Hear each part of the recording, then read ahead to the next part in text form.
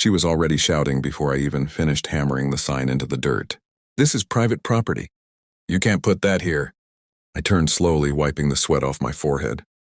There she was, Karen, hair perfectly curled, sunglasses the size of her ego, standing on my driveway like she owned it. "Ma'am," I said calmly, "this is my property line. You see the fence? That's the HOA boundary. I'm outside of it." Karen scoffed, clutching her phone. "Not anymore. The neighborhood voted to extend jurisdiction. You're in the HOA now." I almost laughed. "You can't just vote to take my land." She dialed 911 right in front of me. "Yes, hello? There's a trespasser installing an illegal sign on our property." I just stared at her. She really did it. She called the cops on the actual owner. 10 minutes later, 2 patrol cars pulled up. The officers got out, already looking tense. "Sir," one said, hand on his holster, "we got a report you're on private property." Karen folded her arms, smug. "Yes, arrest him. He's not part of our community." I smiled slightly and reached into my folder. "Before you do that, maybe take a look at this." I handed the officer a county land survey and property deed with my name clearly printed. At the top, the officer's eyes widened. "Wait, this isn't in the HOA's boundary." Karen blinked. "That can't be right." "I'm the vice president."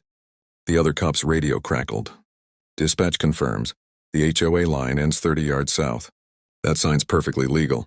Her face drained of color. I crossed my arms and said quietly, "Next time you call the police, make sure you're not standing on my land when they show up." Karen's face turned bright red. She wasn't used to being wrong, especially not in front of police. This isn't over," she snapped, her voice shaking. "You can't just throw up some sign and mock our community rules." I gave her a calm smile. "Karen, you don't own the community. You just run around pretending you do." She stomped her heel into the gravel and hissed, "We'll see about that." Then she stormed off, muttering into her phone. I knew that wasn't the end of it, not with her type.